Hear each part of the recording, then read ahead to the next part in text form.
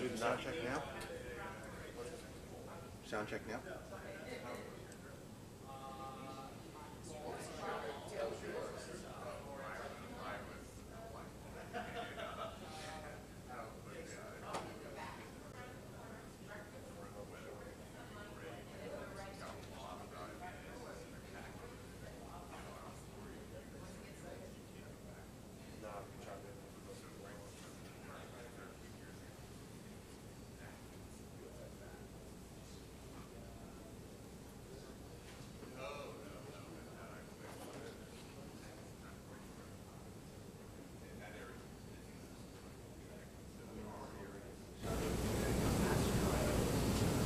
Yeah, hold on.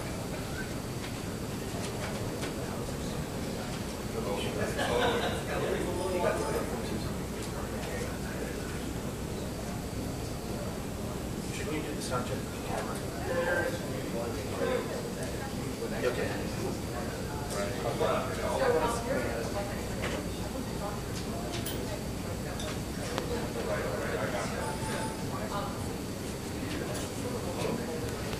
That doesn't work. Are you not hearing anything through there?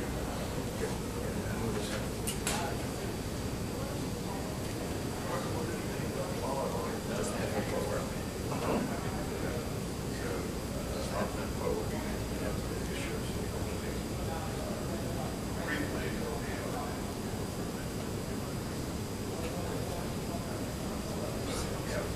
And did you check to see that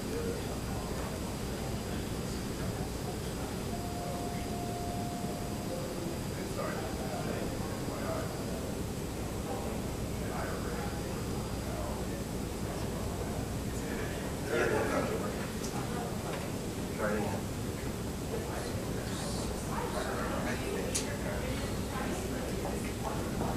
Is this on? Where's the on switch? Testing, 1, 2, 3. Testing, 1, 2.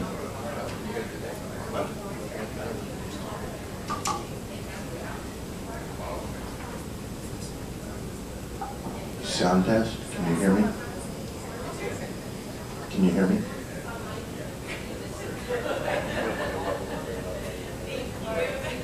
Can you hear me?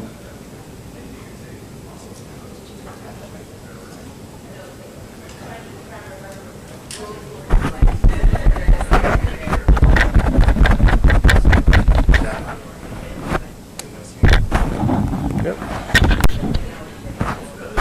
Can you hear anything now? Anything now? Try the camera.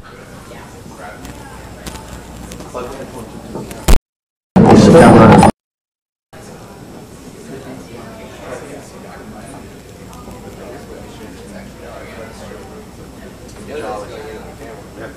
It's definitely going into the camera. So let's call Dolly. I want you to call Dolly. Here's his phone number.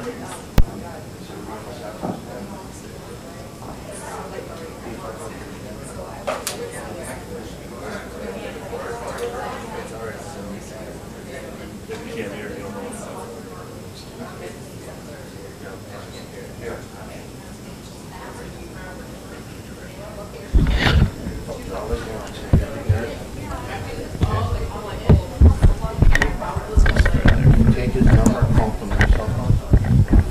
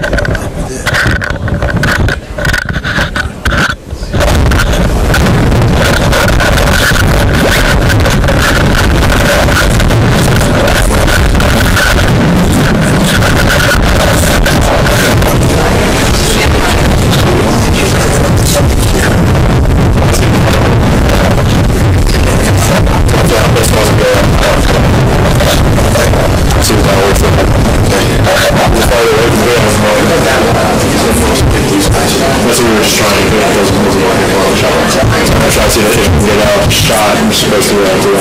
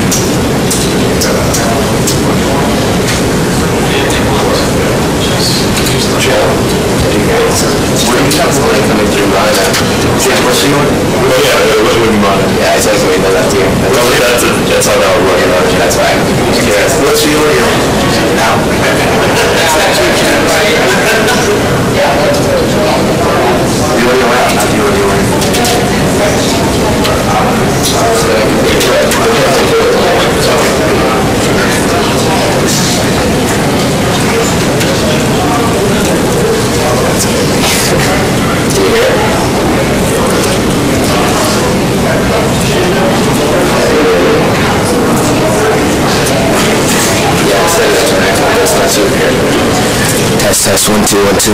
Did you hear that? Test. You sure it's not setting it to do with the camera? Change it to recognize external? Is there a setting on the camera that have set out external lines? Yeah, we turned up the headphone volume. The audio plugged out. No, I mean when this is plugged in for the send out to the firewire, is there the option to make it so it picks up this instead of using the terminal mic? Yeah. Once it's if something's plugged into the mic jack, it automatically. Even through firewire? Yeah. Okay. The firewire just outputs the audio in. Right. I just wasn't sure. That's the firewire output. So right. That's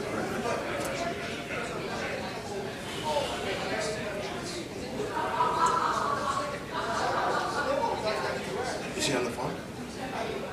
All right. Yeah. Thanks very much. Talk to you in a second. Bye. Does he hear it? Seems all right. Yeah. And you tested it with him there? If you want to, you can just log in his computer. Listen real quick. Let's just roll in during the event. No. Just so you can hear on your end. I still think we If you want can that. hear it in New York, you can probably hear it. Does that speaker work as well as this speaker? So why don't we just put it up there? Because it'll be closer to these guys anyway. Because we tried it down there, it wasn't picking it up. Yeah, but not up there. It was picking it up pretty much the same. Yeah, it was. There you go. We were going to get closer to these I don't guys. know what's coming through fine here. We said it was loud. It could be the. But the sound where I wouldn't speak. It's on a chair. Did you spill it? That's like pulling a china shop. Well, better than next to the computers. Maybe my concern was somewhere where you can't spill anything important. Did you spill it? Easy for you to say. That's my iPad. Did you spill it? No, but what? Like this. Like this. Like, doesn't this make sense?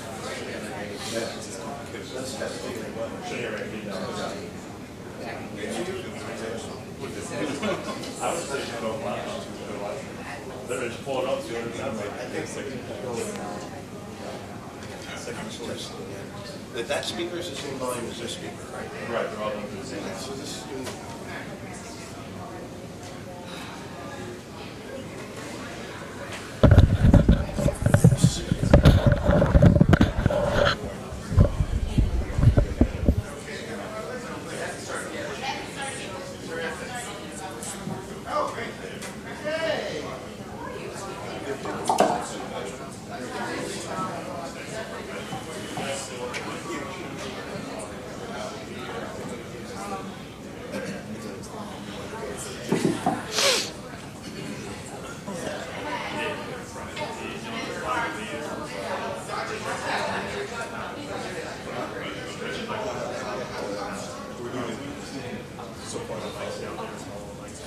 No, portable mic. Yeah. But then are you still having this microphone? Just handing it around. The microphone in the middle of the room, I was referring to yours. Okay.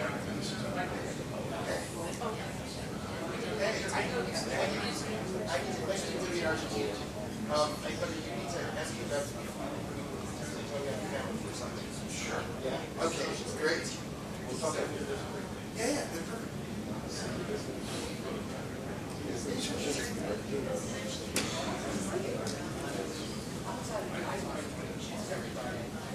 Yeah.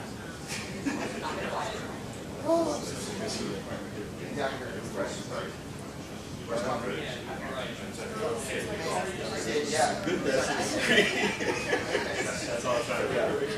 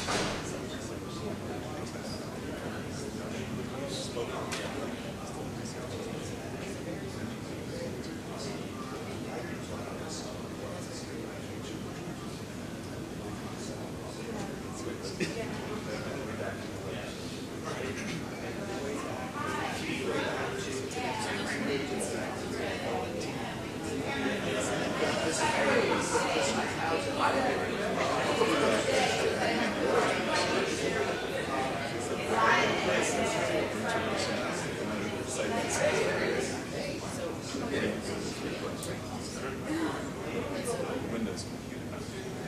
Upload. No, I know where it's supposed to go. Doesn't make any sense.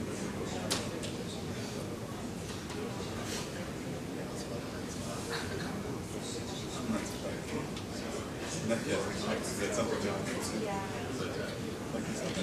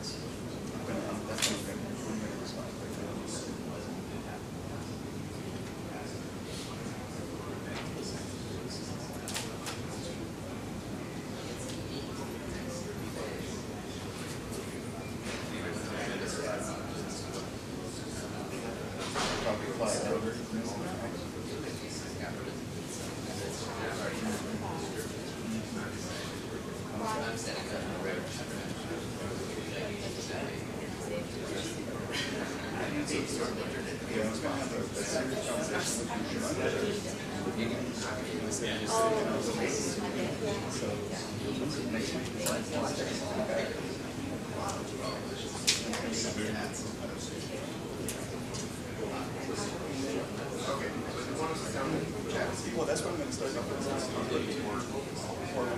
Because nothing has got that. What I can see.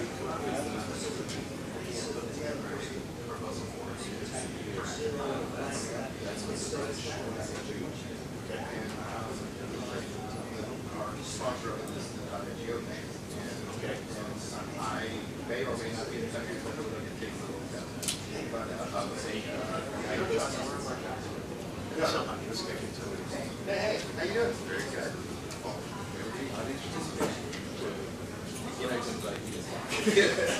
Coffee and all sorts of any topic. Right. Well, just generally about the idea is to do it generally about how what's happening with the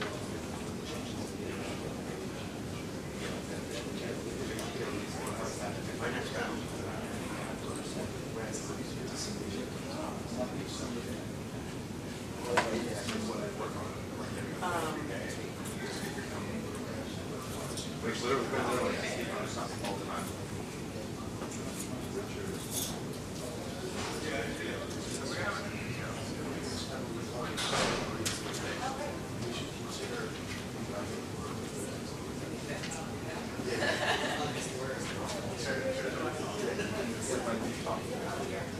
Okay, you follow my comments.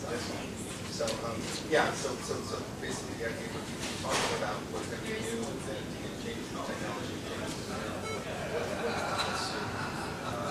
Goes. And so I was going to talk about that NGO.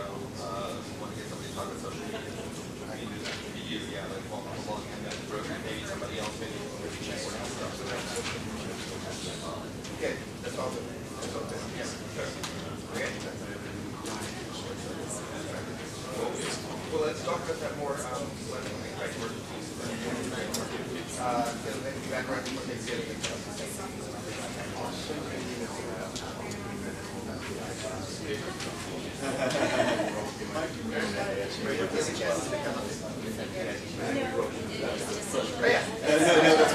Well, this is the program.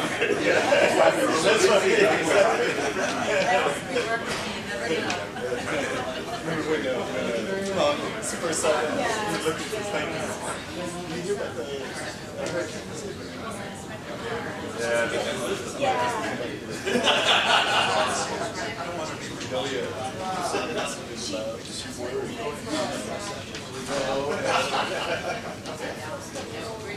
Really pranking me now. Oh, thank you. Thank you. For this.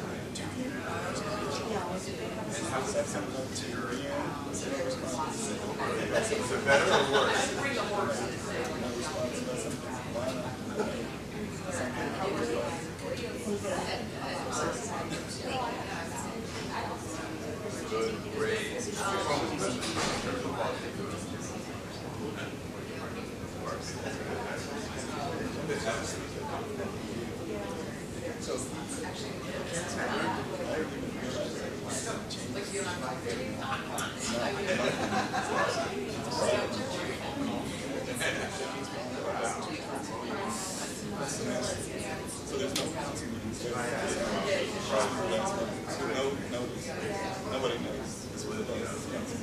Now we're reaching again.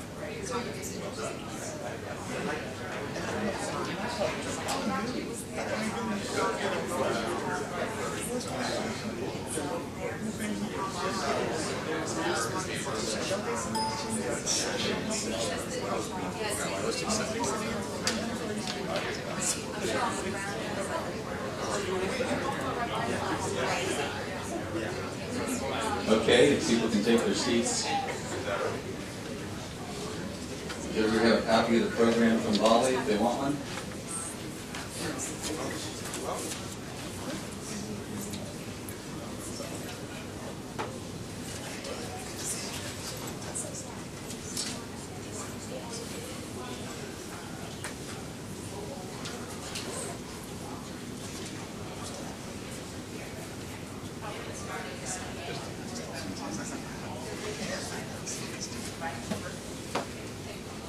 Good morning.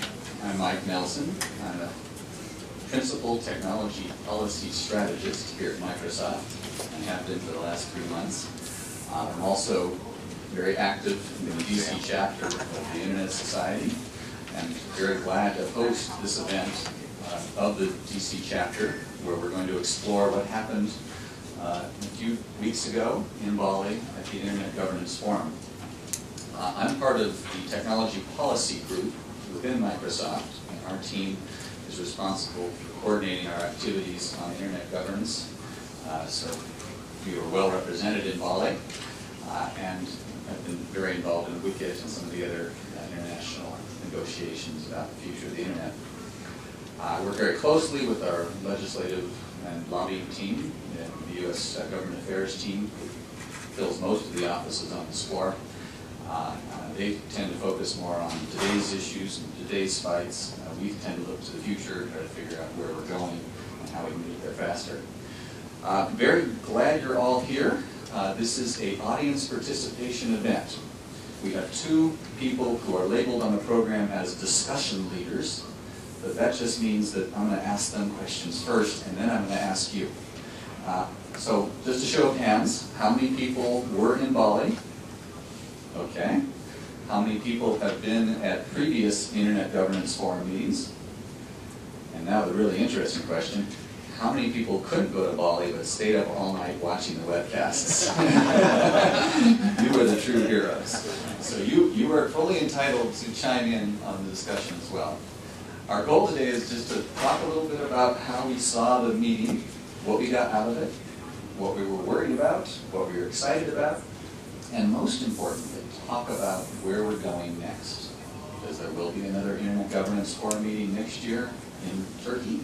There's also going to be a Internet Governance Unconference Summit high-level meeting, something like that, at the end of April or in early May in Brazil. That was a hot topic in Bali, and we'll talk about that a lot. So anyway, as I said, we'll make this audience participation. We have a microphone that I'll be passing around, and just make sure to indicate who you are if you want to be known, because we are webcasting this. We have a lot of eager participants remotely, people who are eager to find out what went on in Bali. So let me start by introducing our first discussion question, and that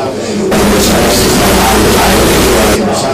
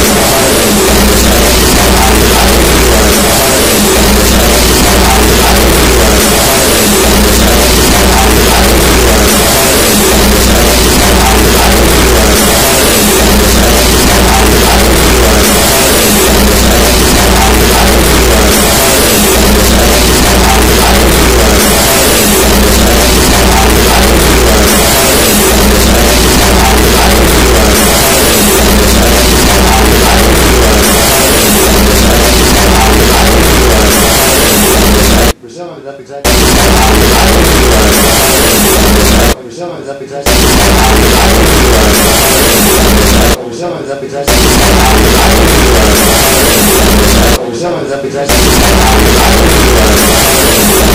Someone's up executive. Someone's up executive. Someone's up executive. Someone's up executive.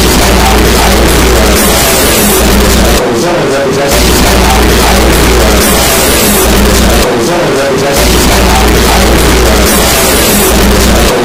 executive.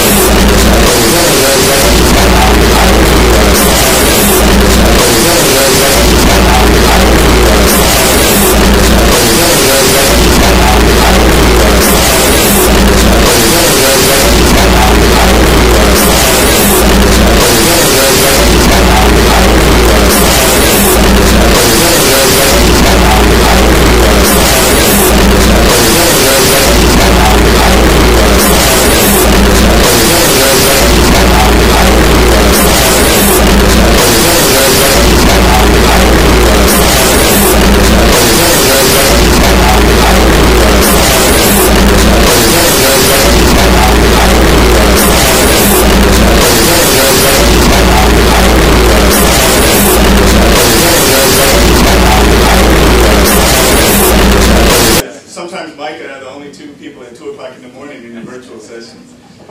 Derek is from American University.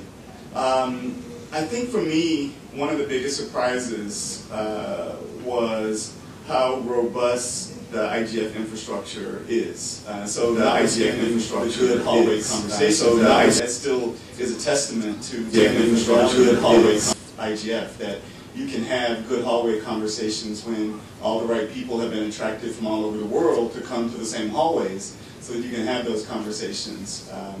So I think that there are not as many conversations and people saying that there is no value to the IGF, that this is a complete waste of time and it shouldn't be there. I think the fact that now that we've had 8 IGFs, post WISIS, it has really created a space where it's relatively unique.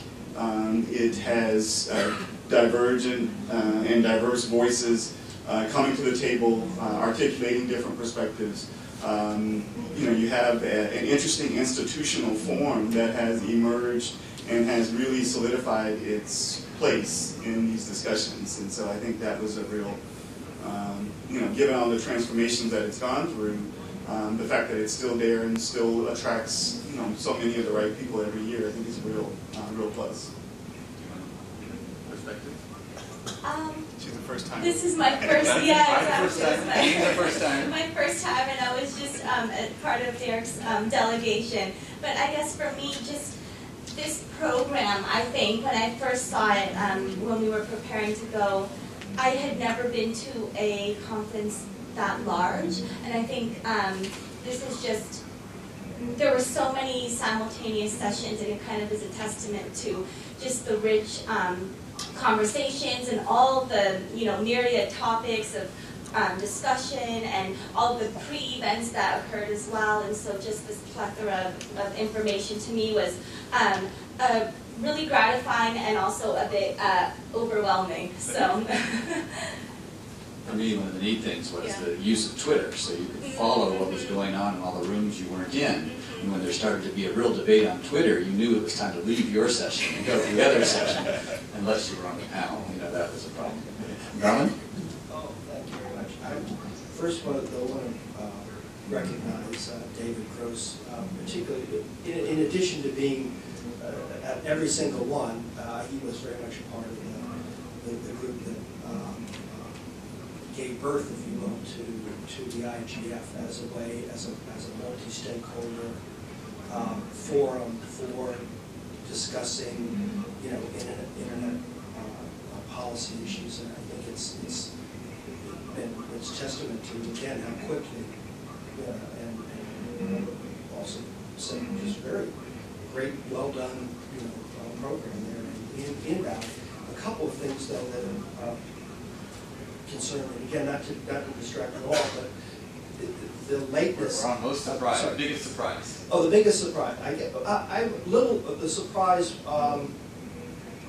No surprise at all, actually. The Chinese reading us the Riot Act on spying. That wasn't a big surprise. I was surprised there weren't more Chinese there. There were very few Chinese. You know, that is interesting. Yeah, you had the one guy sort of leading the Can you tell that story? But not even the people who were in Bali didn't necessarily come to that session. Oh my! Well, this was one of the highlights. It really was, and he insisted on delivering it in Chinese, which I thought was actually a nice, smooth move. So everybody had to put on there.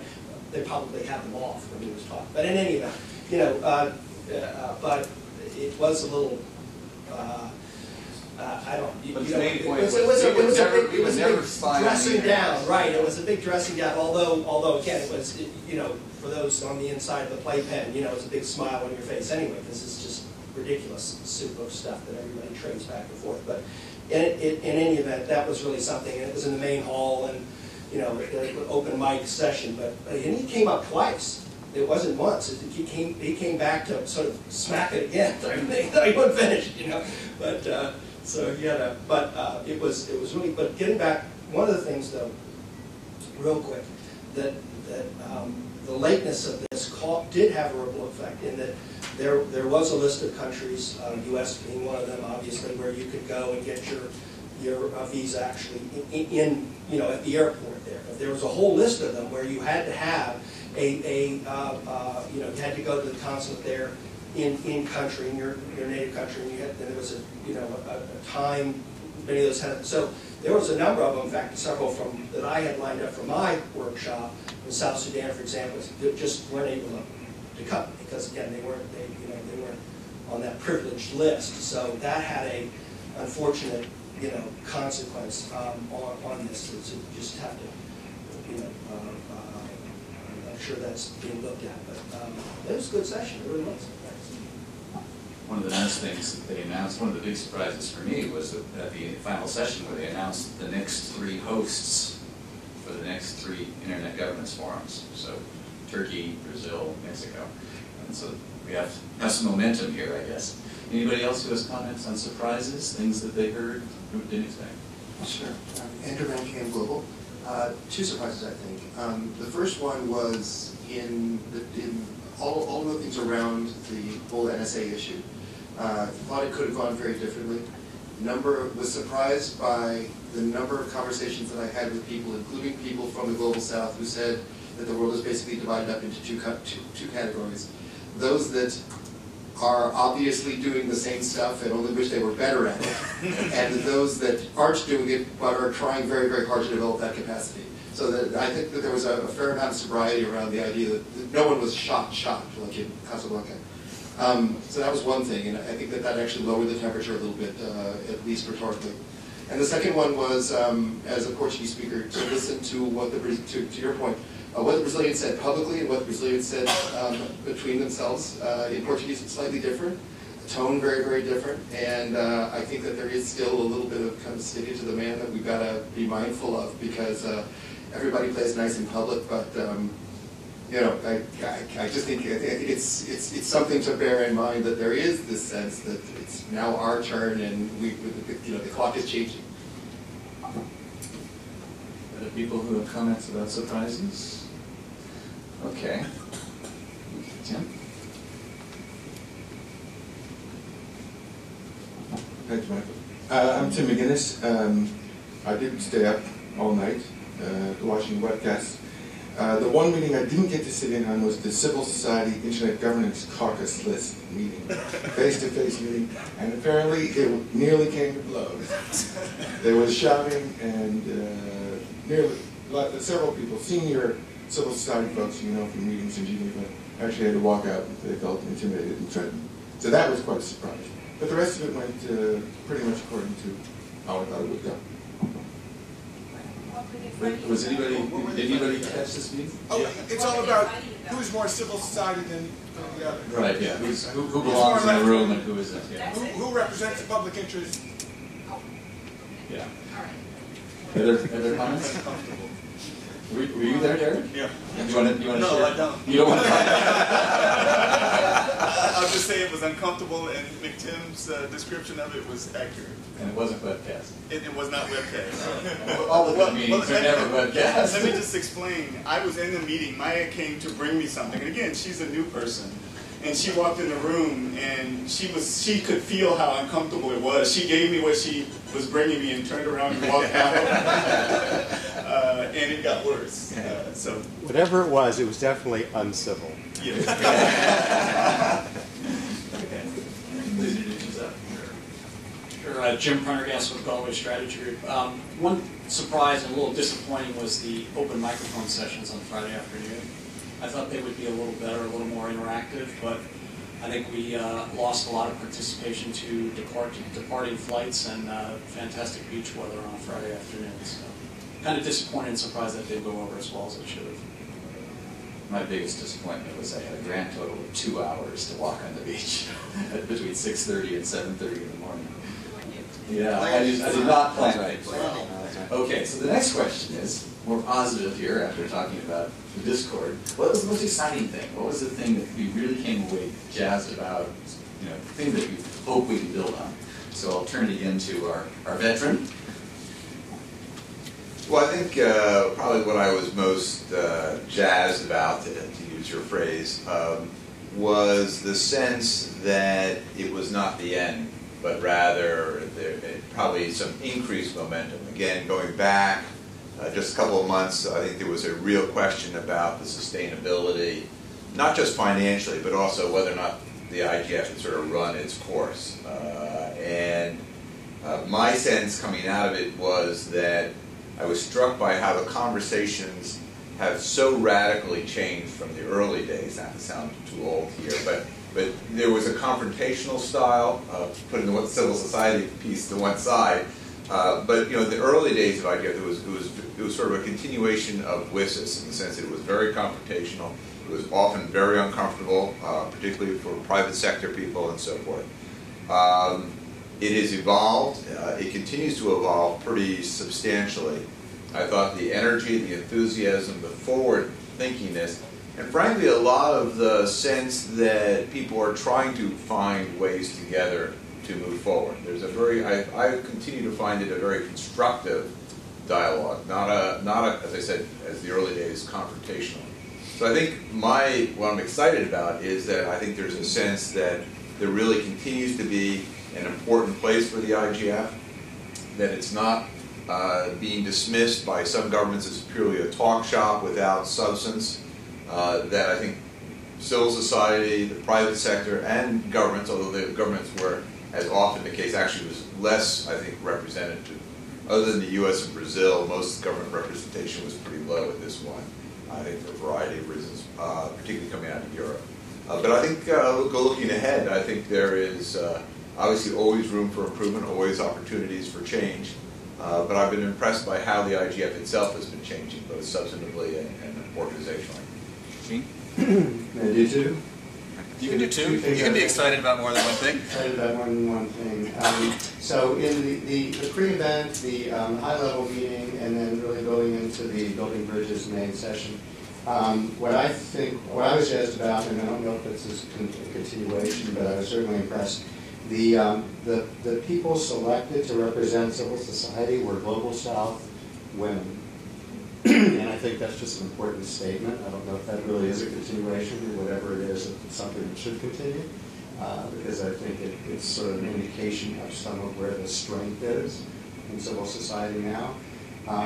The other thing that really jazzed me was not the IGF, it was the Best Bids meeting the 2 days before it, which most of you may not be at all familiar with, but I want to describe it quickly just so you know, because the bedlam about the civil society discussion and who it represents was in some ways set up by the fact that a group of NGOs got together in Baku last year as in preparation for Wicked and wanted to talk about an action agenda, not just about all the broad issues. And it was bedlam for a while, but over 2 days actually came up with a statement that went to the Wicked. And that group kind of has grown over the last year of self-selected groups that want to participate actively in the internet governance conversation. How many are there now?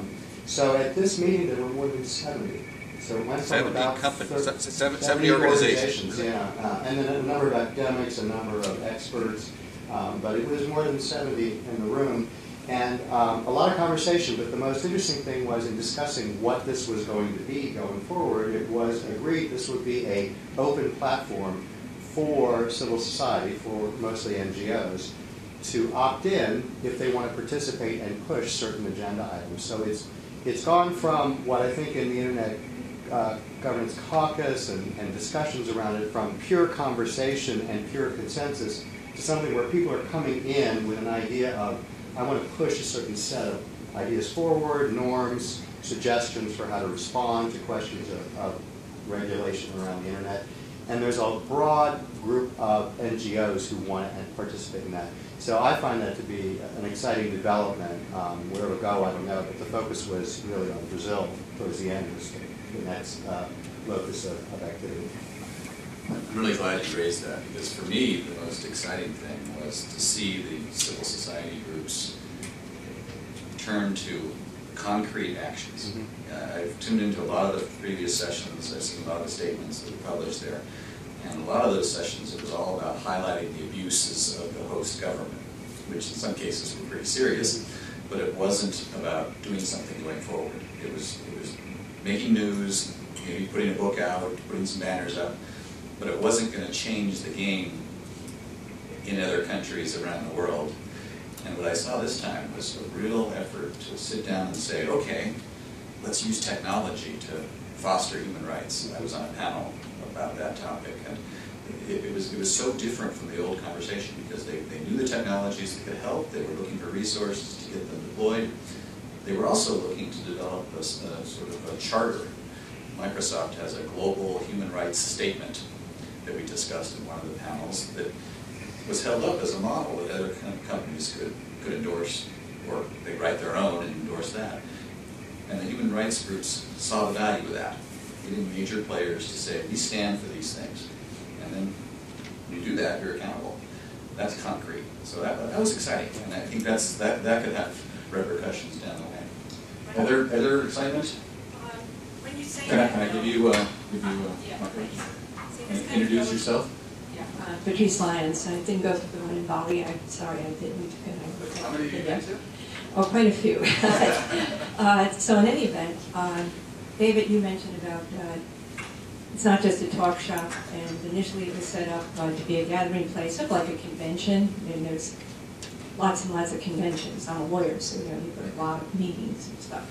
And you talk about things, and you can adopt positions, whatever, but it doesn't really turn it into something that's actionable.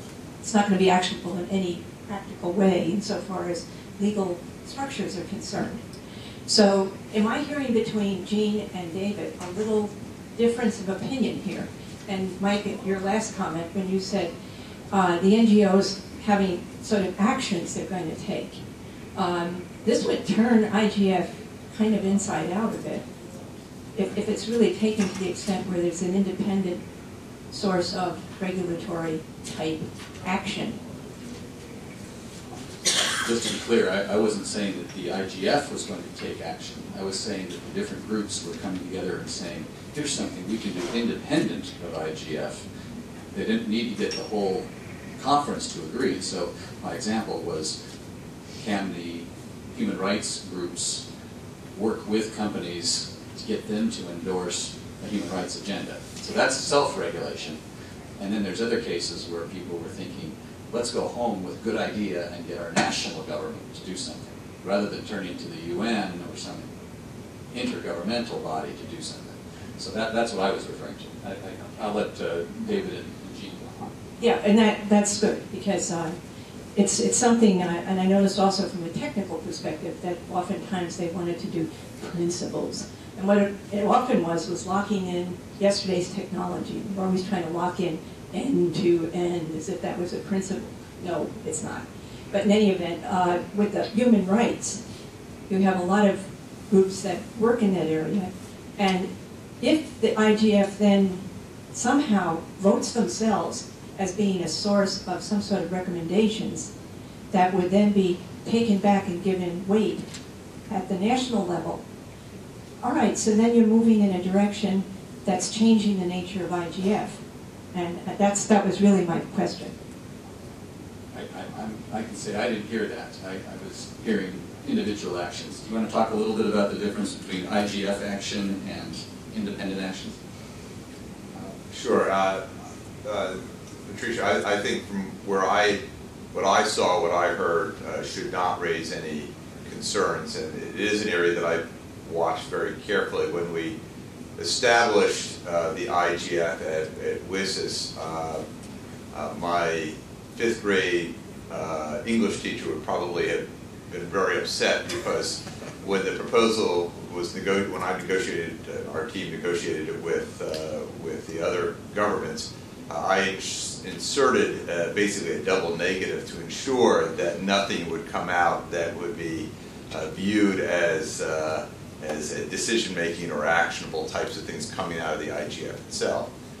Having said that, obviously you're bringing together a lot of people with a lot of interest and a lot of focus, and I think all of us would hope that good things come from that, and good things include ideas and proposals and opportunities for further work.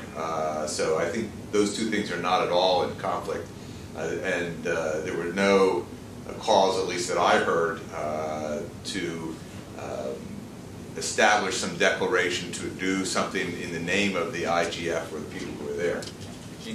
Yeah, so I think it's a bit more diverse than that on the civil society side, or the uncivil part. I think there are a variety of viewpoints. I mean, there were some presented in the discussion that it is just a place to come talk, and why do it, and is it worth anything? And so one suggestion is that it's a place to come, but others really were looking for ways to strengthen the IGF and actually lead it towards a process where it could make recommendations. And so there was a civil society discussion in this meeting about what that might look like and what those ideas would be. Before you jump to any conclusions about it, what I think was interesting about it is not just the idea gets floated or someone says this is what should happen. There was a lot of discussion about what would the mechanism look like. How would you select the people? What would the process be? How could you have fair representation? So it was all churned around, but there were points of view to somehow strengthen IGF over time, to have more gravitas, not just be a discussion, but have more gravitas. Others were looking more towards Marco Civil in Brazil. Is that going to be a model of something? Are the Argentinians doing a net neutrality law? Chile has one. There was a lot of discussion about models and benchmarks and what one might use. Again, I think very interestingly, from the civil society side, something different than what one would have expected a few years ago, very much driven by Global South. This wasn't what are the Europeans doing or what's the U.S. doing, although that's obviously part of the discussion and relevant, but other countries are doing things that interested everyone across that NGO kind of set of viewpoints. So I think there were a lot of different things that were presented on the civil society side that could ultimately be suggestions to IGF, suggestions that will come out of the Brazilian summit. But you know, it was a very thoughtful discussion process, not just lob something out there. It was, if you were going down this path, what would it look like, and is it workable?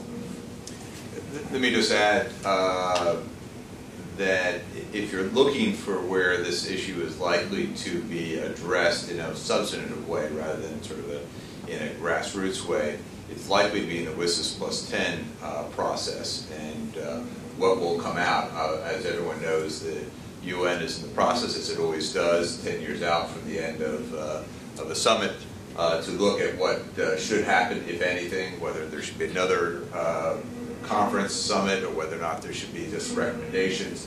That's being worked out at the UN as we speak, and that will be a process over the next year. And I would be shocked if there isn't a robust discussion about what the IGF should do in terms of proposals, declarations, and that continuing tension. Okay, anybody out here who had something that got them excited? Any particular sessions they thought were really good? I just, on this last point, I think that it's important to recognize that the Best Bids meeting, as exciting as it was a pre-meeting. so it wasn't a part of the IGF itself. And I think there are these interesting add-ons that can take place that don't affect this unique structure of the IGF. And I think David is absolutely right. I think it would change the character and will change the character if it moves in that direction of the IGF actually taking declarations and policy statements. It would change the character of what I think is so valuable about the IGF. So in the same vein of these pre-conference activities, I continue to be excited about GigaNet. I was one of the founders of the Global Internet Governance Academic Network. It started meeting back in, I guess it was Greece, on the day before IGF. It's a gathering of scholars from a very interdisciplinary perspective who study internet governance. So you've got computer scientists and engineers, information scientists, political scientists, international relations scholars, a range of people that study internet governance coming together. It's a peer-reviewed academic conference seen as very valuable to scholars who study internet governance. And we had standing room only participation at this year's GigaNet. It was fantastic. People, literally were standing up, no chairs, and it was that full. Another interesting aspect of the way GigaNet happened this year was the afternoon sessions were designed to break down barriers between academics and practitioners. And so there were a series of panels in the afternoon where academics were on panels with practitioners, whether they be government or private sector or civil society, talking about some of the challenging issues around surveillance and so forth. So I was extremely pleased once again with GigaNet and the way that organization contributes to IGF.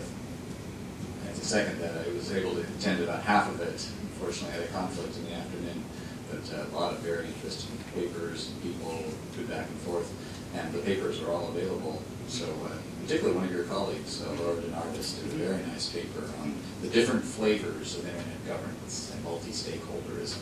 What is it? What do people mean in different contexts when they say we're a multi-stakeholder process? Right. And her conclusion was some of the definitions lead to unfortunate outcomes. Where people are saying they're multi-stakeholder and it really isn't listening to everybody's voice. Right. It's more of a, we make the decisions, we'll listen to you. We have a multi-stakeholder advisory panel, which we ignore. Exactly. So, very interesting, thoughtful paper. Are there things that people were surprised about, excited about, jazzed about? I think in terms of the kind of culture of the meeting, the feeling of the meeting, I'm going to pick up something that David said earlier. I remember being in Athens and having the Cubans get up and make a very UN-y kind of statement about the future of the internet and the way we're going to have it work in our country. And then the Iranians get up and make a similar kind of statement. And so this seemed very, very different. I think that the whole multi-stakeholder, almost the ICANN culture seems to be really permeated through this meeting. I don't know if that's a permanent feature of the future of IGF, but it seemed to be very collaborative, and that was really nice. The other one is that as compared to some of the earlier IGFs, I found not all of them, but many of the sessions more based on best practice. I felt like I learned more. It was less of a here's my position, I'm going to plant my flag, and yell about it, and much more about much more collaborative. Our session had about 70 people in it. I was the only person from North America that was in the room. Which session? It was all about economic development and the internet. I'll find on the thing. I remember the exact term, but it was a terrific session. Panelists evenly divided between men and women, and really a lot of audience participation. And I found that was something that hadn't happened in a lot of the earlier ones. It's a lot less formal and a lot more interactive that way. We had an amazing session that Wolfgang Kleinbacher organized on the Internet of Things, and just free-flowing, just really great ideas. And there were 4 different debates going on at the same time, so different people were weighing in on these different issues.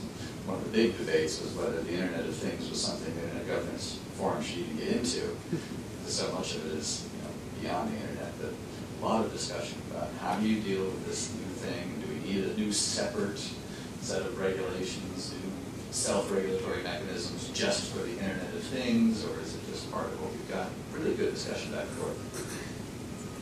Something else you were jazzed about? Yeah, and it's Jim Prendergast again. It's a little self-serving, but I was the moderator for a youth session on digital citizenship that was coordinated with some of your colleagues from Redmond. And the interactive nature of it and the youth participation in the IGF continues to get me very excited. Last year in Baku, a similar session ran 90 minutes. We had something like 31 different people take to the microphone. This year we were relegated, I guess, to a flash session, which was only for 45 minutes, and we still had close to 30 people sharing, interacting, and sharing experiences. And it was amazing to see the youth really step up and drive the agenda and drive the discussion during that.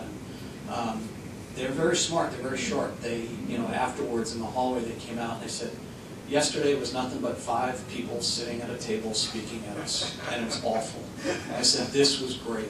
And I think that's something that the IGF and the MAG and the Secretariat need to take into account is, we started this year with some of the flash sessions being alternative formats to your typical, panel speaking at the audience. The more interactive we can make this, the more you can learn from different participants. I think it's more valuable for everybody involved.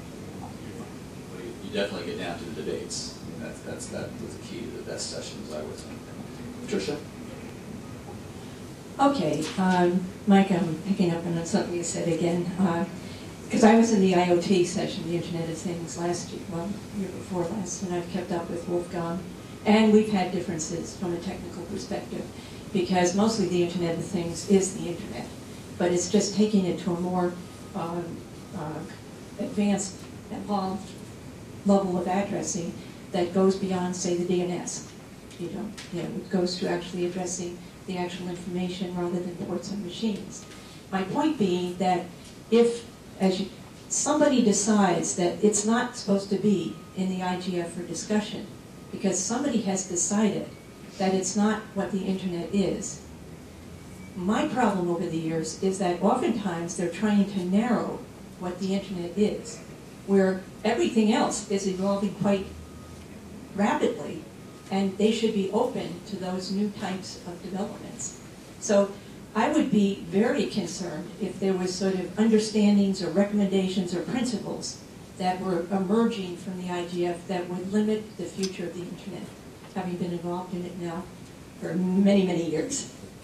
Well, as I said, there were about 4 different debates going on. One of them was, do we need to look at the cloud of things? So this was this question of whether we need to consider both the devices, the network, and where all the data goes, which is into the cloud. And the argument then was, okay, this is the Internet Governance Forum, it's not the Cloud Governance Forum. So maybe we do have to put some limits on what we're going to talk about in Turkey. So that was one of the arguments. The other big argument was whether there was a need for a different kind of identifier system, and whether there was need to go beyond IPv6, develop something else. So that was another technical argument that we were going on. See, that's the thing about the IGF. There's not sufficient representation from the technical community, because long ago, years ago, cloud was the Internet, and it's still the Internet. And you're talking about cloud computing. It's just distributed storage and management of information in an Internet environment. And most of the technical people over the years say, well, yeah, it's just the Internet. So the fact that you would have a group who are not technical people saying, well, this should be outside the discussion, I find very troubling. Well, this was the 4th thing we were debating, which was the language we should use. Because you're right, in the old days, a lot of the Internet engineers referred to the Internet as a cloud. And now we have a computing cloud, which consists of a whole bunch of data centers, which is separate and distinct from the network itself. But anyway, we're not going to rehash this argument, but it's worth listening to. The whole discussion is online. You can listen to these debates. But you brought up a really important point, which I wanted to get into what disturbed us, what was worrisome. And your last point about there not being a lot of technical people at the IGF, and I think fewer than in the past years, is something we should be worried about. Because the great thing about the IGF is it does bring together the different communities. The techies, the lawyers, the policymakers, the entrepreneurs, the youth. but they're for whatever reason, probably because there were so many other technical meetings scheduled in the same few months, and because it was so far to go, we didn't have some of the IETF community. The Internet Society was there, but often it wasn't the technical people. So anyway, that was my most worrisome observation. I'd be curious, our two lead speakers, what worried you? Did you come away with anything that kind of made you uneasy? I'll start with Eugene.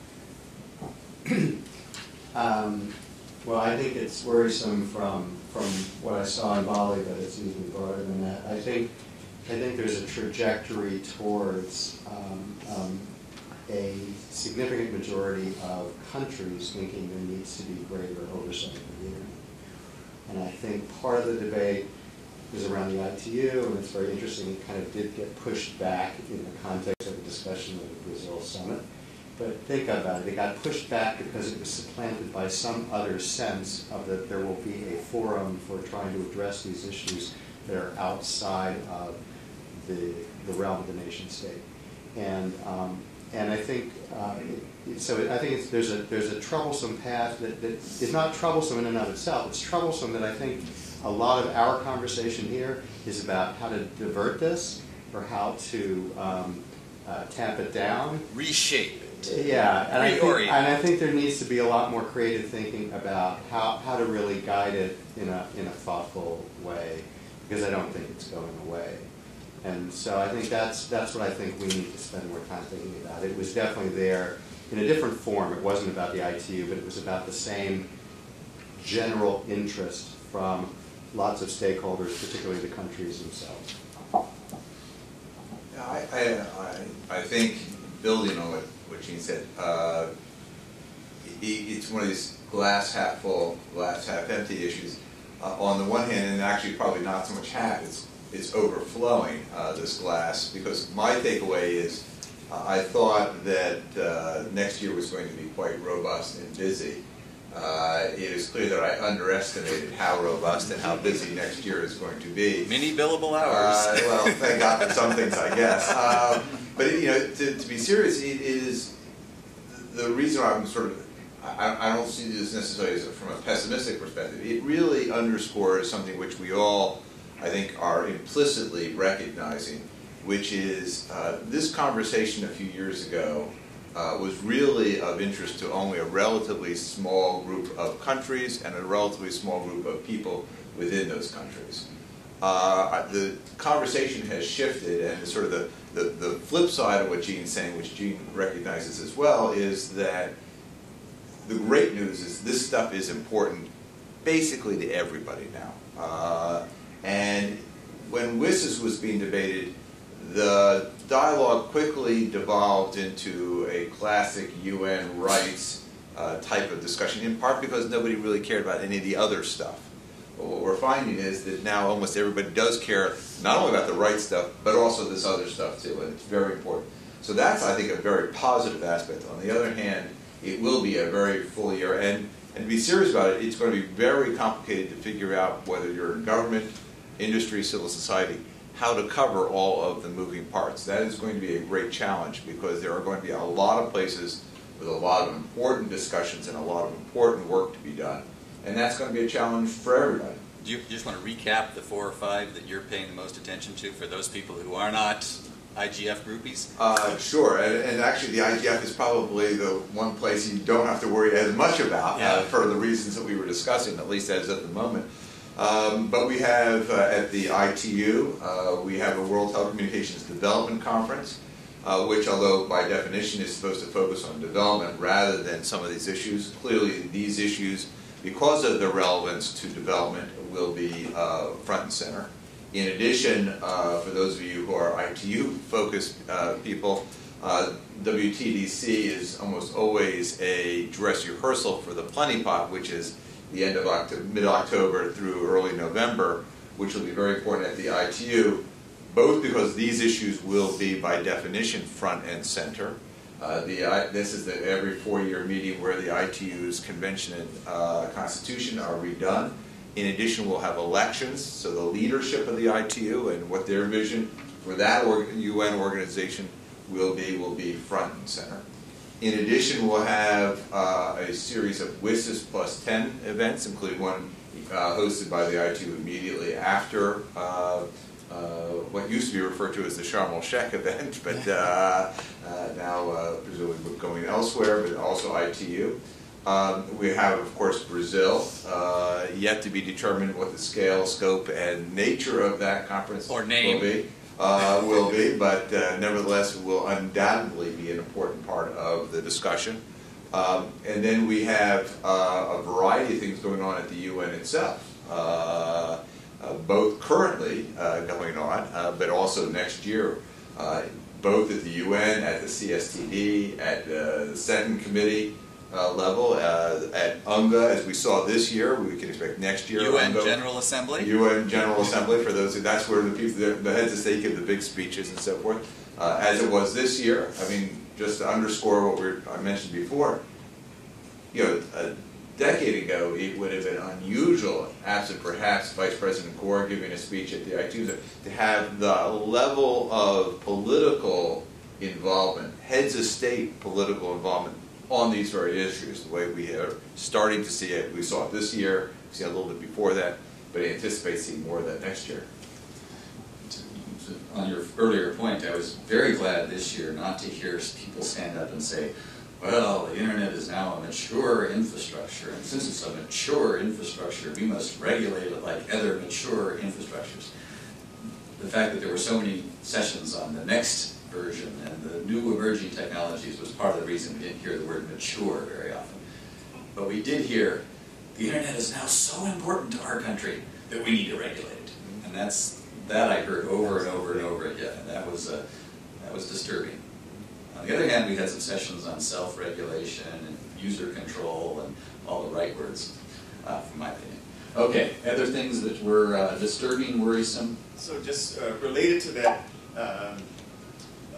daunting schedule for next year that David just went through, one of the things that concerns me is, for me, it is important that civil society is involved in these processes and can engage effectively in these processes. So going back to the point that Tim raised is what's happening with civil society. That conflict that occurred in Bali is not good for civil society, and it's not good for these processes if that kind of organized, broad-based civil society can't, get its act together to participate appropriately.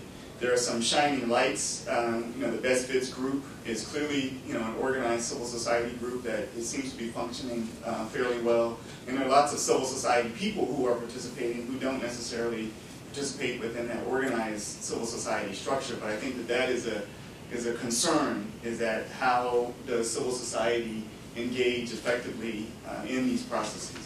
One other disturbing thing for me happened before the meeting, which was this sort of last minute crisis of it's not going to happen, it is going to happen. That sort of is not good for the sustainability of a process like this. So whatever reasons, I don't know all the details of what led to that, but I think we have to make sure that there's no pulling the plug at the last minute and then putting it back in. We've got to make sure that these structures are sustainable in whatever way they need to be. Other things to worry about? Okay. Just a quick observation along the lines of being able to sort of multitask or walk and chew gum at the same time type of thing, which is to say, understanding the burning platform that was very much a part of the Bali this year with the Stoke revelations, NSA, the spying and all that, along with the natural maturing of the conversation regarding all the policy issues that came in prior to the overlay of the spying issue. But what concerned me a little bit, and again, I wasn't at every session, obviously I had my own that again, Ambassador Gross did a great job, so I always overpack the participants anyway, of moving that process forward, but keeping focus on the fact that there are still billions and billions yet to be part of this debate, part of being spied on, part of having their data mined or whatever, because they have no access. They have, at best, 2G, maybe not even that. In other words, so the fact that the concern here is that the mature process is not yet reaching out to people and helping them come in to be a part of making these decisions. It's going to be making these decisions first, and then we'll bring these people on, and the decisions will already be made regarding all these issues. And well, sorry you couldn't be a part of this, but so take it or leave it. Right? I mean, why don't we can do both, and we should continue to do the best we can to bring broadband to those who need it most. So connectivity. I remember a lot more discussions about that in past. Connecting the next billion as titles and focus and all that. And I just want to make sure that continues to get the kind of focus that I think it deserves, because... So what about the people? Do you have a comment from the government side here? You want to be honest? Lou Bartlodge with the State Department. I think it's worth noting that from our perspective, we really benefited from having very strong participation of a variety of stakeholders at the recent IGF, both with civil society. Your government had at least 3 federal agencies represented at the IGF, with offices of the State Department from Democracy, Human Rights, and Labor, my office, which is Communications and Information Policy, as well as an office that specializes on cybersecurity and cyber issues.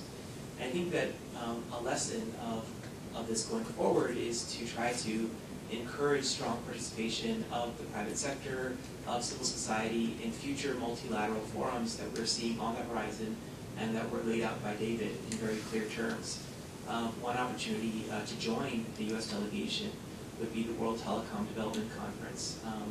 I think clearly, as we have in the past, we greatly benefit from the expertise, the knowledge, and the participation by all stakeholders on our delegation as we form positions and we think through strategically some of these challenging issues. So I would really encourage you to reach out directly to us, let us know if you are interested, and try to be as actively engaged as you can. The other just point to make is, of course, the IGF USA, they still need to happen in the next few months, next year, and that might be another avenue for us all to come together again and have these discussions here in Washington. Thank you. Thank you very much for mentioning the IGF USA. Marilyn Cade has organized that in the past, and the DC chapter of the Internet Society is talking to her about how we might be able to support her effort to do a meeting here. And it'll fall just between the IGF and the Brazil meeting, so it will be useful both to look back and to look forward. I've had some great discussions past IGF USA meetings. I've been to all of those. This was the first year I'd actually gone to the IGF. Thank you for your comments on that. Okay, for those of you who did not go to Bali, why are you here? What are you interested in? What are you concerned about? How can we help you understand more of this strange process that happens every year? That's right. It is a long Questions way. from the audience? Or other comments from people who are worried? Lee Marie, you want to introduce yourself? Hi, my name is Lee Marie. I'm a member of the ISOC-DC chapter, and there's been a little bit of, not a little bit, but quite a bit of press with the Snowden, quite a few articles about Brazil potentially having some governance challenges with how NASA and that whole issue. So what was the feeling, what was the mood for those of us that didn't have the privilege of attending when it comes to the global south or developing nations, when it came to what they're looking for from the IGF to address those types of issues? That is a great question. It's actually one of the questions I was going to ask was how do we as a community respond to these concerns? Because we're going to spend a lot of time at future meetings talking about these issues, and we have to have a more positive response than, well, everybody does it or everybody wishes they could do it. So any thoughts on that? Any approaches to the Snowden question? Can I take this to you, David? Gene was where you wanted. That's what you meant to say. We'll let David clean up.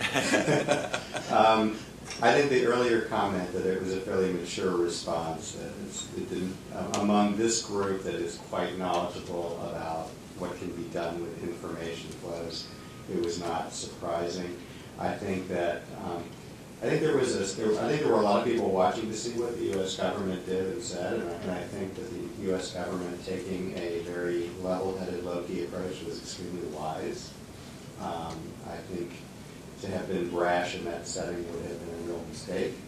I think it was recognized by other governments that they needed to also speak openly and honestly because they don't know what the next revelation might be, whether it's in Snowden or somewhere else. So it was a bit of a inoculate yourself.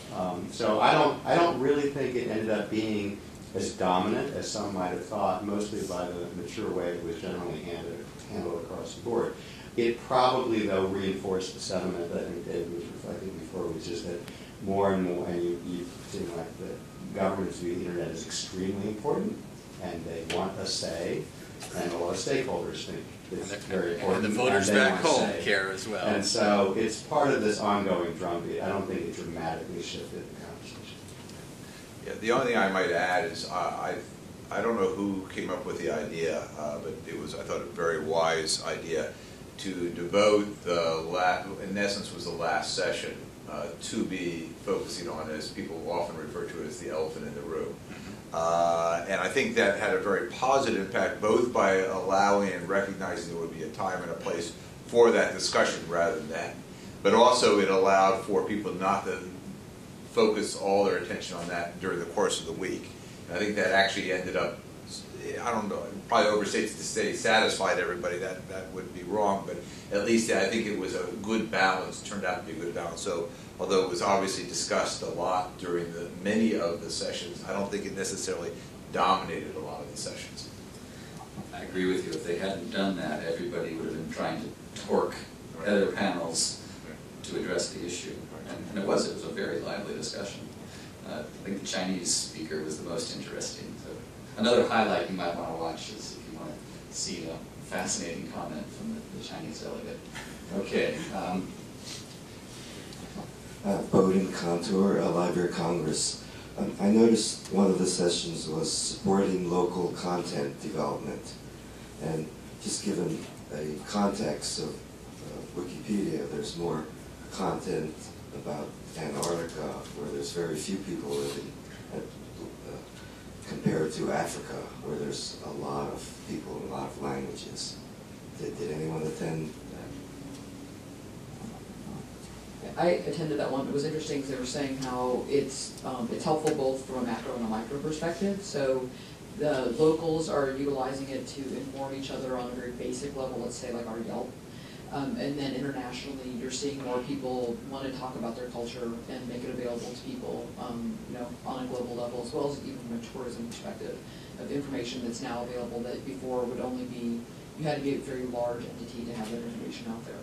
And then they also talked about, languages and certain arts that were just really not known outside certain cultures that have been more digitally developed and talked about in that space. So there was kind of a big, how it gives that to the world and how actually it also helps kind of embed in local society, as well as certain things that would be getting lost because it wasn't digitized. Going back to that kind of paper elements. I'm glad we have someone who covered that, because this is one of the reasons we're doing this session is because the IGF is like the elephant and the blind men. Blind women, everybody's grabbing a different part of it, just grabbing at different things. Yeah, Taylor, right. You mentioned there weren't many governments present. Is that a rejection of the multi-stakeholder approach, or what accounts for their absence? I can speculate. I don't know if you have some thoughts on that. Part of it was that about a month and a half before the meeting was supposed to convene, the Indonesians started saying, well, maybe we can't do it. And for some countries, countries that don't have a large budget, and they hear that and they think, okay, well, we're going to go to a different meeting. Do you have a speculation on that, or did you talk to some of the other governments there? I think it was very positive to see ministers from a lot of our key engagement countries there, so Japan, Brazil, for example. The high-level session was relatively well attended and also reflected multi-stakeholder character. So that was also another positive development. It's hard to know for sure kind of what that was attributed to. And there was this high-level meeting ahead of time where a number of the government ministers flew in but did not stay for the main event. But it did seem to me that there were fewer government people, and I think it's partly this agenda that David was talking about. They looked at their calendar and said, okay, there's 5 or 6 big meetings coming up, we can only go to 3 or 4. Bali is a very long way away. I think the European parliamentarians weren't quite as well represented this year. There were about a dozen of them in the past, there were always 20 or 30. Yeah. Maybe it'd be helpful. My sense is that at the very beginning, the first IGFs, there were a lot of governments that were there. In part, the Greek one was in Europe, and it was easy for many of the Europeans to show up. My sense is that the reason for this, and I don't want to overstate it, but the reason was probably a couple of things. One is, traditionally, there's a very good representation, relatively speaking, by Europe. And because of a number of proposals that were coming out of Brussels that were relevant to many of those ministers on digital economy related issues, that many of them felt they could not come. So Neelie Kroes, for example, who in the past has often come or sometimes come, she sent a video rather than to come. From an ITU perspective, not really government, but intergovernmental organization, there are probably a couple reasons, but not the least of which is many went to the Korea cybersecurity conference, many government officials who were otherwise, so they were already out of capital for the better part of a week. The week before, given the choice, they chose that rather than the IGF. And then the third is, and this goes a little bit to the ministerial, which technically is not part of the IGF, but informs to some degree of the ability of ministers to show up. My sense is that that often depends a lot on the host government putting the squeeze on other governments to show up, to show solidarity. I cannot speak for the Indonesian government, but the Indonesian government, having just hosted the APEC Leaders Conference and having the WTO conference next month, probably felt that in the realm of things that there are only a certain number of chits you can call in. That's my speculation, but I wouldn't be surprised. The other reason I would list is that it did take me 34 hours to get there and 29 hours to get home. Yeah. So that's, not everybody's so good at flying as I am. Question? Scott Husley with the Research and Development part of Homeland Security. The colored boxes, the groupings of different things that were covered, do you think that's the right set going forward? Is there some shifting around in that? What do you think are the main organizing areas for this sort of effort? One of the topics that we've been wrestling with is the question of trust, which has a number of different angles and connections to it. But I just wondered whether, at the end of it, do you think those are the right things to organize around, or whether there was any sense of others that ought to be brought out, or some shifting and so forth? So the yellow, which is security, isn't inclusive enough? You want? I don't know. I'm just at the end of it, are those going to sustain, or do you see some shifting in terms of what people see as the right way to structure the work? Great question. You answer.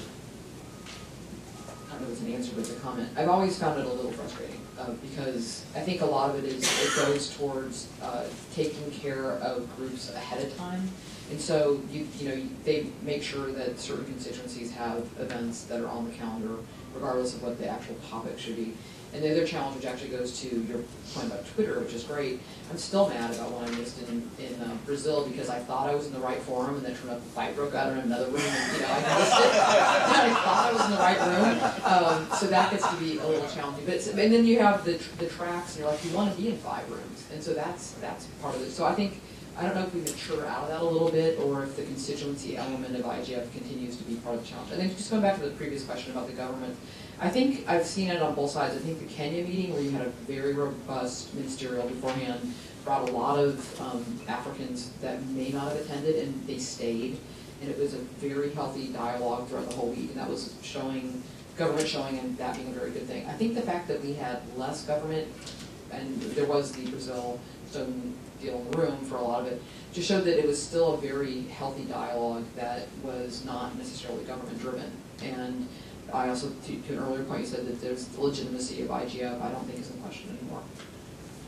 Mike, just one quick comment. So Mike has mentioned several times the recordings that are available. I'm not sure about the recordings, but the transcripts are available for most of the sessions, and the transcripts are pretty good. It's a company that we use as well, so they're pretty accurate, and they usually go back and make corrections and things like that. So for those meetings where there were overlapping sessions, I would encourage everybody to go back and actually just download the transcripts, and you'll have that to read. And that takes a lot less time. Tim? And if you want to be in 5 rooms at a time, you can do that, but only if you're remotely participating. And it works a treat. You can have multiple transcripts open and different videos and audio streams going, and you can flip back and forth. And you and can it's do the way that I at 2:30 prefer in to the do it. morning? Yeah. You can do that at 2:30 in the morning? Tim has strong coffee. It is the only way to do it. It's the only way to do an ICANN meeting. It's the only way to do an IGF, because you just cannot physically be in multiple places, but you can be in multiple places virtually. Some of us have been real strong advocates for doing more virtually, just forgetting about the in-person meeting, and just doing more short, small group sessions remotely. And I'd love to see more experimentation like that. I don't think the UN is the place to do it. That's a great idea in principle, but I think in practice, one of the things that was really strong about this particular IGF was the amount of hall traffic there was. I had a chance to sit down and talk with Fadi for 20 minutes, right?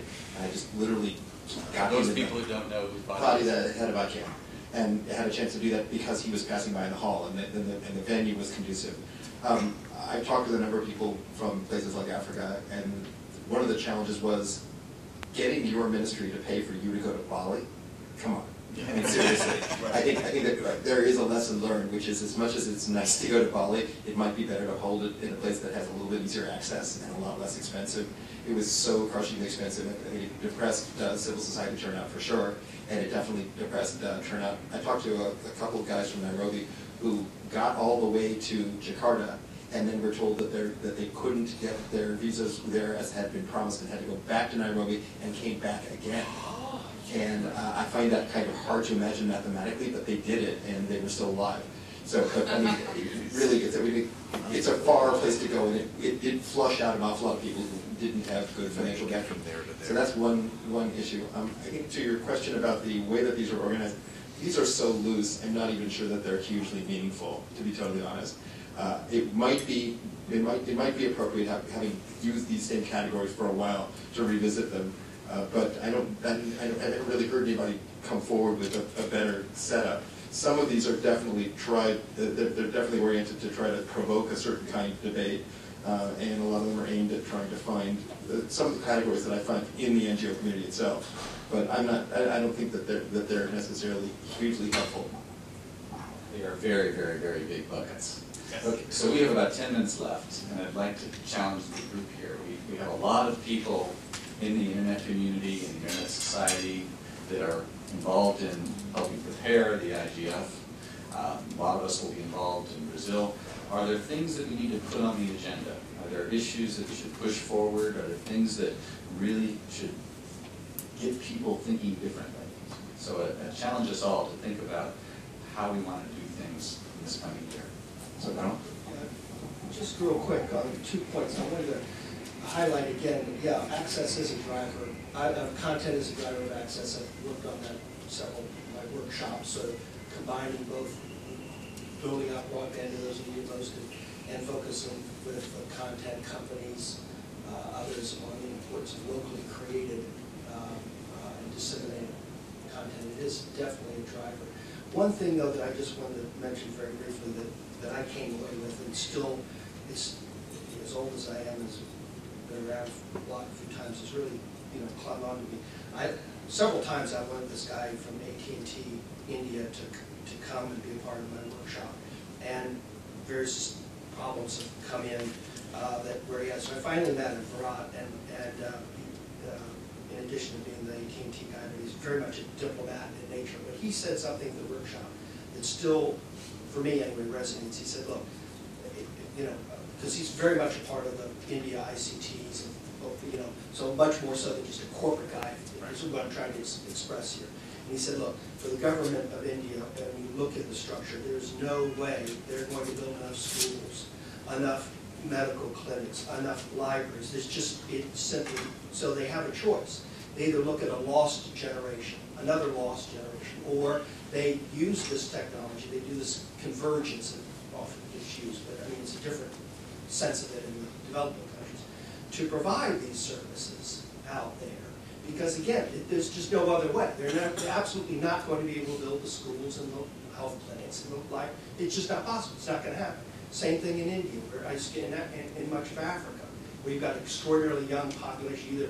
Either sit back and say, well, we've lost that, and try to, or you say, there really isn't any other way. When you step back a moment, look at it, in the macro sense for these countries, that's the choice. And thank God, though, that this technology is in place where they can provide that. So I'm not sure what you said. That is one of the things that I'm hoping we can do going forward, is just do a much more effective job of talking about how these new technologies in particular, whether it's cloud or broadband wireless or TV white spaces or some of the new interfaces that allow deaf people to communicate as well as people with hearing. I mean, there's a lot of opportunity here that we're not necessarily explaining as well as we could. We have great stories about niche applications. And what does it mean if we don't? Yeah, in other words, exactly. What's lost? What's the human cost? Yeah. Okay, so other ideas on what we can push forward? What ideas we might want to get onto the agenda for coming years, for the coming year? Not just for IGF, but for the Brazil meeting, for the other discussions? Sorry, I stepped out for a moment, and I don't know, Gavin, if this is what you were talking about, but a lot of the work that I do these days is focused on accessibility and universal design for persons who are blind and visually impaired, deaf and hard of hearing, and mobility impaired.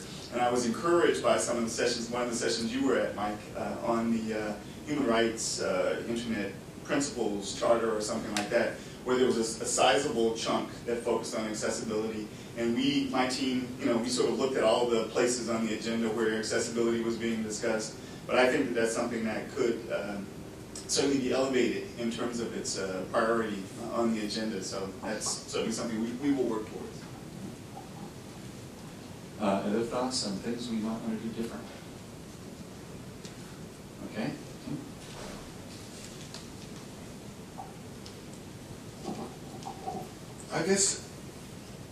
I think that I'd like to see less siloage in talks of multi-stakeholderism. I'd rather see much more multi-equal stakeholderism in the technical community, in the ITF, and the RIRs.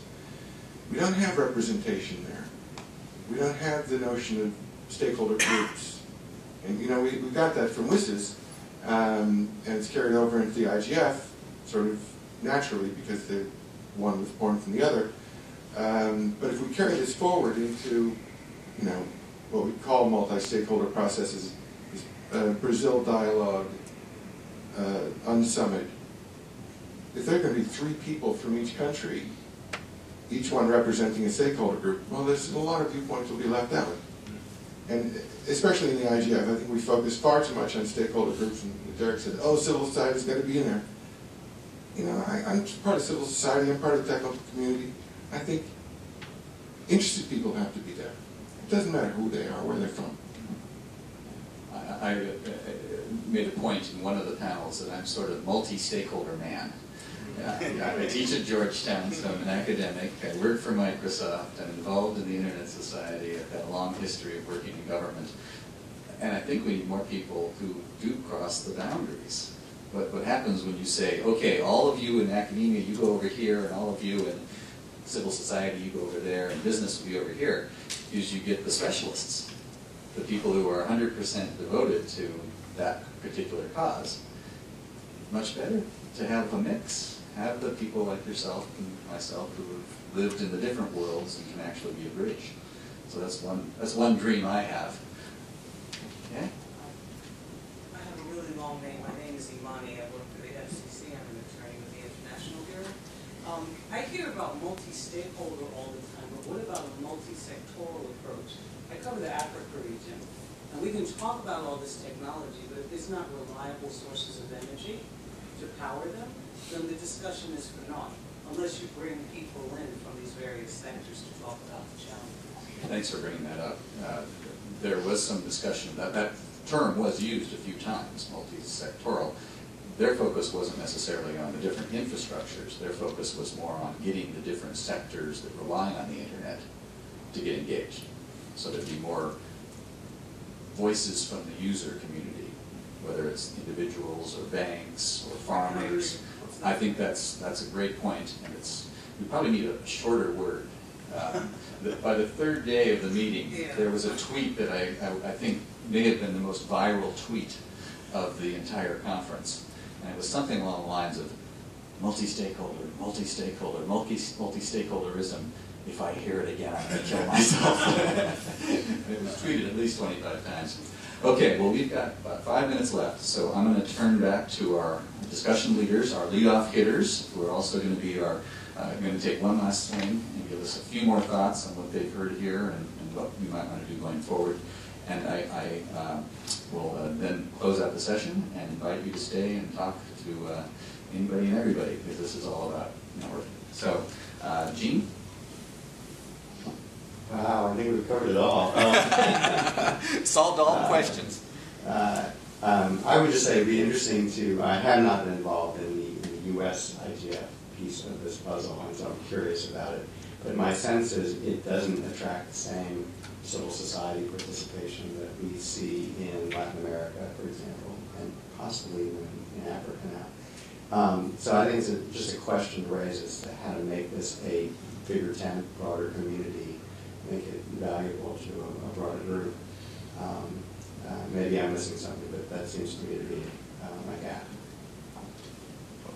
Let me pick up on something that Gene said earlier, which I think is important and particularly thoughtful, which is, I think one of the things that is worthwhile for everyone to do, and I put myself in this category, of course, is, particularly for next year's excitement, is to step back. We've learned a lot. We always are learning a lot, either at IGF or the other international meetings and conversations that we're having. And one of the things that's important, I think, is to step back and examine your talking points. What is it you're saying and why are you saying it? It's very, very easy to just continue to take the position that you have traditionally taken. And one thing, at the risk of stating the obvious, is that everything we're talking about is changing rapidly. And because those things change rapidly, it is worthwhile to think through carefully, what is the position, why are we taking it, and where does it lead us? That's not at all to be confused with abandoning. I'm not at all suggesting abandoning core principles. There are, by definition, certain core principles that don't change with time and don't change with changing circumstances. But much of what we are talking about does change. And I think this is a particularly good time. We've got a couple of weeks, months to think, to step back, to work with government, to work with all the other parts, to be thinking about what is it we're trying to accomplish, what is our rhetoric associated with these things, and where are we trying to, and how are we trying to get there. And I think this is a particularly good time to be doing that. I think that's a great point to close on. The Internet Society has its principles and its goals, and we've kept those for more than 10 years. We want the ability to share, we want the ability to connect, we want the ability to compete, the ability to innovate, the ability to trust. I'm hoping that by next year we will get 2 or 3 layers more detailed, that we can have specific projects we're pushing, that we can actually turn some of those goals into things that we can rally different groups around. We don't want the IGF to say, this is what we're all going to do together. But if we can get lots of groups from civil society, academia, industry, coming together to do specific things, to do more experiments, I think we'll be able to move even faster. I do want to encourage everyone who's not already involved in the DC chapter of the Internet Society to get involved. It is free. If you're a corporate person, you can also sponsor events like we're doing here at Microsoft. But it's a great organization. Getting engaged will help you find out what's going on elsewhere in Washington and other organizations. We have great happy hours, and we do have a global network of other chapters that we plug into. Sometimes we've beamed in people from Armenia, from Africa to be part of our sessions, which is a really powerful thing to do if you want to understand the global internet. So David Viorst over here is the magic man who brings all of this together. He's part of our leadership council. He's also the one who got our team organized to webcast this to the world. And I thank all of you in webcast land for being part of this. So again, enjoy the muffins, the coffee, the conversation, and I want to thank all of you who participated in the discussion and all of you who came. Always a pleasure. Good. We spent a lot of time.